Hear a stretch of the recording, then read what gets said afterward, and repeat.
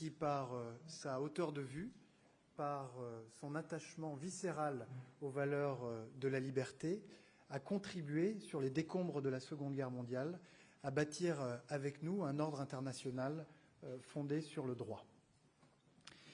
Et je veux dire que tout au long de cette mission qui a été la tienne, tu auras beaucoup accompli pour contribuer à la résolution d'un certain nombre de crises régionales. Et je veux en particulier saluer ton action au Proche-Orient. Au Liban notamment, où grâce à nos efforts combinés, nous sommes parvenus à mettre fin aux hostilités avec un accord de cessez-le-feu, mis en œuvre grâce à un mécanisme franco-américain qui produit ses effets, puisque le Hezbollah commence à être désarmé au sud du pays et que c'est désormais presque un tiers des troupes israéliennes qui se sont repliées et qui ont quitté le sud du Liban. Nous avons combiné nos efforts pour faciliter l'élection d'un président. Cette élection aura lieu demain et nous espérons vivement que cette élection puisse avoir lieu de manière à ce que puisse advenir le redressement politique et institutionnel du Liban. Nous avons, pour l'Ukraine, combiné nos efforts pour apporter aux Ukrainiens tout le soutien nécessaire pour qu'ils puissent résister face à l'envahisseur russe. Et nous partageons un certain nombre de convictions simples. Aucune solution ne peut être trouvée à ce conflit qui concerne l'Ukraine au premier chef sans les Ukrainiens. Aucune discussion ne peut s'engager sur la sécurité européenne sans les Européens. Et il n'y a aucune résolution de cette crise ukrainienne qui serait défavorable aux Ukrainiens et qui serait en même temps favorable aux Européens et aux Américains. C'est pourquoi, que ce soit sur le plan militaire, sur le plan financier, sur le plan des sanctions, nous avons depuis bientôt 3 ans apporté à l'Ukraine ce soutien dont elle avait tant besoin pour préserver et défendre sa liberté et son intégrité territoriale, bien sûr, mais pour en même temps protéger et défendre les intérêts de sécurité européens. Et je voudrais dire, au-delà de tout ce que tu auras accompli au Proche-Orient, pour l'Ukraine et dans bien d'autres théâtres, nous évoquions ensemble la question du Soudan, où se déroule aujourd'hui la pire crise humanitaire du monde et sur laquelle nous sommes tous les deux très mobilisés. Combien, lorsque je t'ai vu agir, j'ai vu en toi un diplomate accompli qui sait mobiliser son humanité pour éveiller celle de ses interlocuteurs et qui a su ainsi obtenir tout au long de ces années énormément d'avancées pour la paix et pour la sécurité. Alors, merci pour cette action que tu as menée. Je veux saluer au passage l'action de ton ambassadrice ici à Paris, qui, elle aussi, quittera ses fonctions prochainement, la remerciant pour tout ce qu'elle a fait. Te souhaiter, bien sûr, bon vent et te dire non pas adieu, mais plutôt au revoir, car je suis convaincu que nos routes se recroiseront. Jean-Noël, je veux te dire tout d'abord à titre personnel et à titre professionnel combien j'apprécie ton partenariat, notre amitié et ce que nous avons pu accomplir ensemble. Et je me réjouis du fait que tu continueras à porter le drapeau dans les mois à venir sur ces dossiers si importants pour nos deux pays. Mais j'ai bénéficié, moi, d'un collègue exceptionnel en Jean-Noël Barro, et je te remercie. To the Foreign Minister, to President Macron, I also have to say how grateful I am for the extraordinary partnership that the United States and France have enjoyed these past 4 years that we've been in office. Obviously, a partnership, a fraternity that goes back many, many, many years. I think it's fitting that my last trip as Secretary of State brings me back to France. We know, both of us, that this is a world that we have to face together that is more complex, more competitive, more contested than at any time in recent memory. But we have a shared determination, our two countries, to advance our shared interests and values, and to do it together. We have an enduring belief that this partnership is essential to trying to build a world that's a little bit safer, a little bit more secure, a little bit more prosperous for the people in both of our countries and well beyond. As Jean-Noel said, I think we've seen manifestations of that partnership and what it can produce in Lebanon. Together, France and the United States produced a ceasefire in Lebanon that is holding, that's moving forward, and that is creating the possibility for a much different and much better future for the country, as well as for its relationship with Israel. Together, we put together an oversight mechanism to address concerns about ceasefire violations, and it is working. Challenges remain, but so far the mechanism is functioning well, and we've seen as recently as yesterday now the withdrawal of about more than a third of Israeli forces in Lebanon. I think the ceasefire can be a bridge to a durable peace that allows people on both sides of the border, Israel and Lebanon, to return to their homes, to return to their lives, and to move forward in greater peace and security. In Syria, where Jean-Noel just made a very important visit, along with our friend, the German Foreign Minister, Annalena Baerbock, we see as well genuine hope for the future after 5 decades of an Assad regime that brutalized the Syrian people. Now they have an opportunity for a future that's not under the thumb of a dictator, not under the thumb of a foreign power, not under the thumb of a terrorist group, a future in which a sovereign Syria respects the rights of all of its people, and the country is not used as a base for terrorism or other bad things that we've seen affect people well beyond its borders. So there as well, France and the United States are fully united in what we want to see, what we expect, and the work we're doing to help achieve that. On Ukraine, as Jean-Noel said, France has been, from day one of the staunchest supporters of a free Ukraine, one that can resist and overcome the ongoing aggression that Russia is posing. Global support for Ukraine that France and the United States have helped bring about together is one of the strongest examples I've ever seen of burden sharing. And we see that in particular in France's leadership, from training more than 15,000 Ukrainian soldiers to signing a bilateral security agreement with Ukraine earlier this year, to French firms boosting production to strengthen our transatlantic defense industrial base. I think in the months to come, France's leadership will be essential for ensuring that Ukraine has what it needs to be in the strongest possible position to defend its democratic independence, whether that's on the battlefield or at the negotiating table. One of the things the Foreign Minister and I discussed is the fact that Ukraine is maybe the best example of a proposition that security in Europe is intertwined with security all around the world. If you look at what's happening in Ukraine right now, what is allowing the Russian aggression to continue?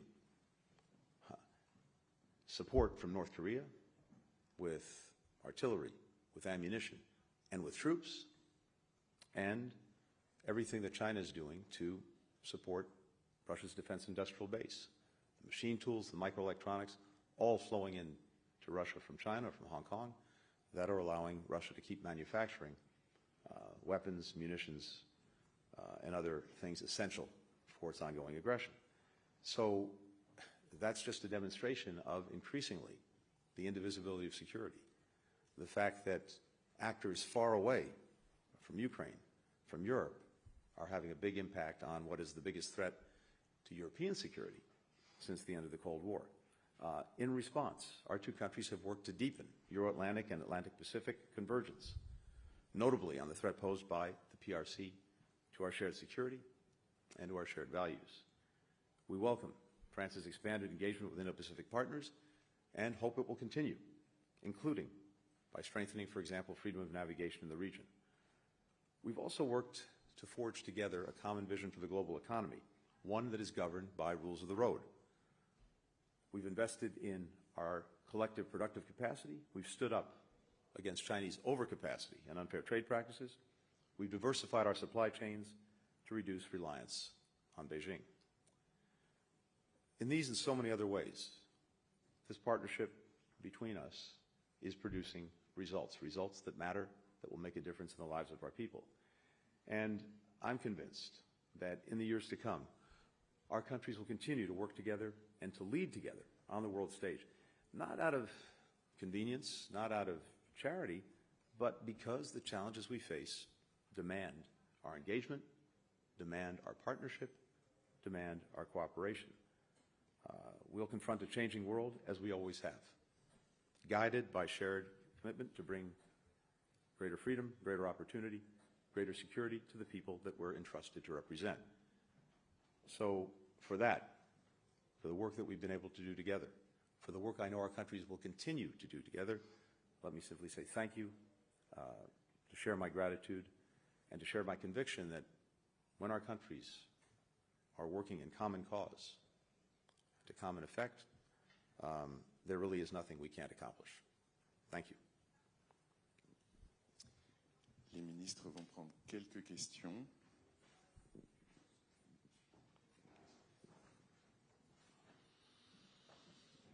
Thank you. Michael Birnbaum from the Washington Post.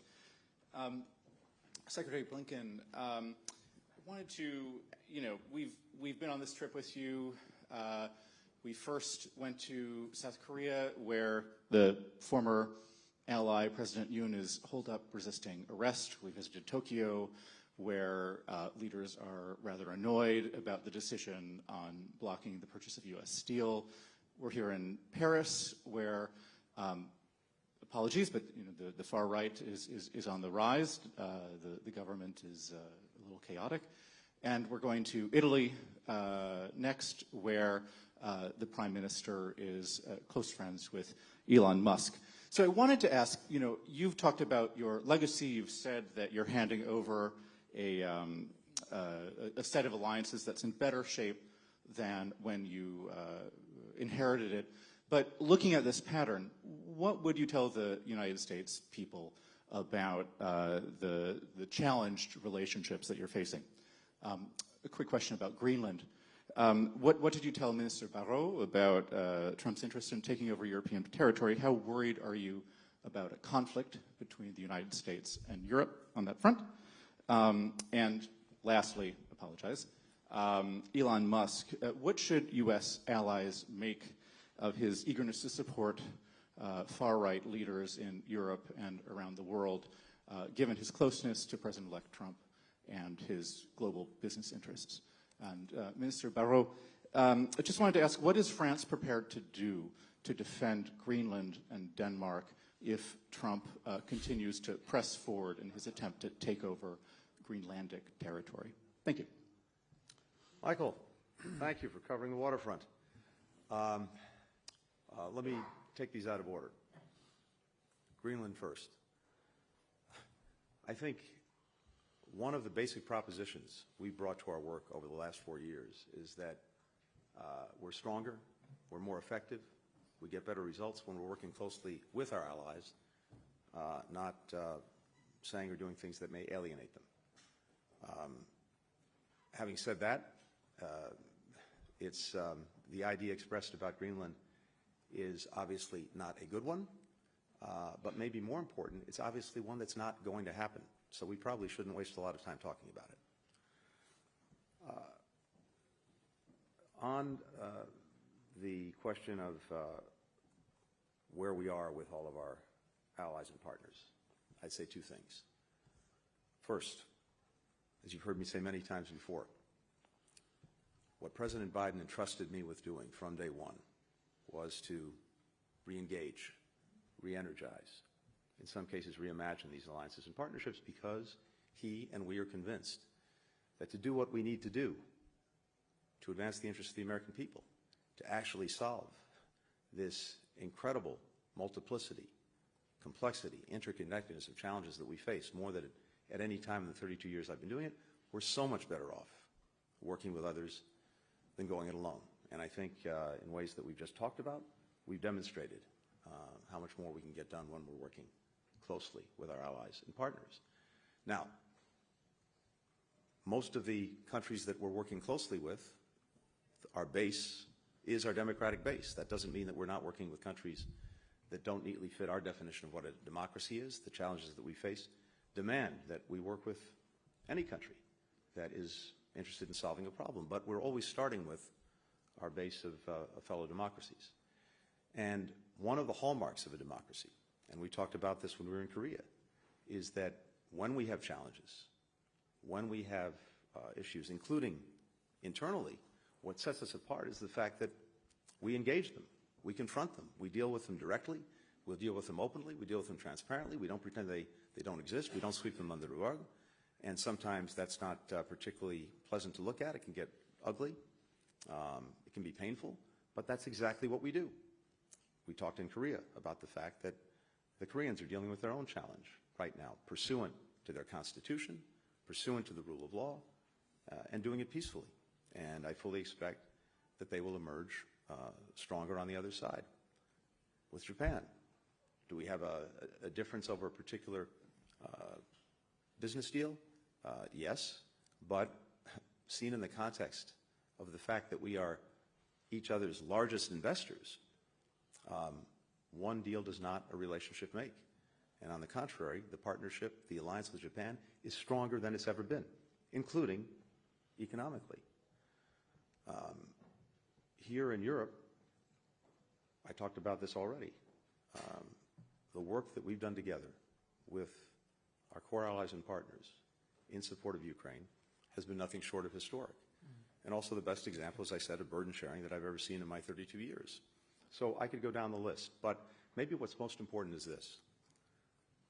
As we transition, as we work to hand off to the Trump administration, what I've been animated by these past couple of months is making sure we give them the strongest possible hand to play in dealing with all these challenges. The world doesn't stop because we have a transition. There are so many things happening in real time that I want to make sure the administration that's coming in is fully prepared to engage from day one. And that's exactly what we're doing and what we've been doing. And it's why I'm continuing my work for these next however many days it is, right until noon on the 20th of January. And I believe in area after area, we're handing off, in some cases, things we haven't been able to complete, but that create real opportunities to move things forward in a better way. In the Middle East, we're very close to a ceasefire and hostage agreement. We've talked about this too in recent days.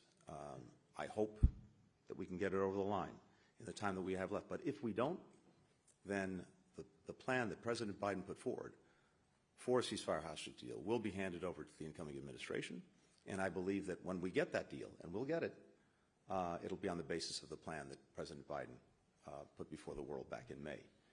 We've done an incredible amount of work of what follows a hostage ceasefire agreement in terms of the necessary arrangements for Gaza's security, its administration, its reconstruction, a day after plan. We talked about this with the foreign minister as well. There too, we're ready to hand that over to the administration so it can work on it and run with it when the opportunity is there. And more broadly, the work, the investment we've made in transformative arrangements for the Middle East, starting with the normalization of relations between Saudi Arabia and Israel, all of that is ready to go if the opportunity presents itself with a ceasefire in Gaza, as well as understandings on a pathway forward for the Palestinians. So there's tremendous opportunity there. Similarly, with Ukraine, everything we've done to make sure that Ukraine would survive, and not only survive, have an opportunity to thrive in the future, is ready to be carried forward. Putin tried to erase Ukraine from the map. He's failed. He's endured, I think, a heavier and heavier strategic setback in everything that he's done in Ukraine. Now we're at a point in the coming year where it may be that the parties will choose to negotiate. We want to make sure, and I think we are making sure, that the incoming administration will be able, if it's going to oversee such a negotiation, to make sure it's doing it from a position of strength, and that President Trump could get the strongest possible deal. I can go down the list, but the point is this. We're handing over a lot of positive opportunities, initiatives, work, and if the next administration chooses to carry it forward, I think that will be clearly in the interests of the United States. Private citizens can, in our country, can say what they want, what they believe, and everyone else can draw their own conclusions and take their own positions on the matter. So I'm not going to comment beyond saying he, like any American, has the right to express his views, his opinions. Quant à moi, d'abord, je voudrais vous démentir. Le gouvernement français est au travail. Et quant à la politique étrangère de la France, sa ligne a été réexprimée avec beaucoup de force par le président de la République dans son discours lundi, en ouverture de la 30e conférence des ambassadrices et des ambassadeurs. Deuxième élément, l'amitié entre la France et les États-Unis a plus de 2 siècles. Je vous ai cité Lafayette, je vous ai cité le D-Day que les présidents Macron et Biden ont célébré côte à côte. Et je voudrais tout simplement vous dire que nous avons survécu à 59 élections américaines, nous survivrons évidemment à la 60e. Ensuite, vous me parlez de l'Europe. Et je voudrais en profiter pour vous dire le lieu dans lequel vous vous trouvez exactement. Ou plus précisément, le lieu où Tony Blinken et moi-même nous tenons exactement. C'est exactement ici, devant cette cheminée, qu'il y a 75 ans bientôt, Robert Schuman prononça en 1 minute 30 une déclaration qui permit la création de l'organisation politique qui a donné lieu à l'Union européenne. C'était à l'époque la communauté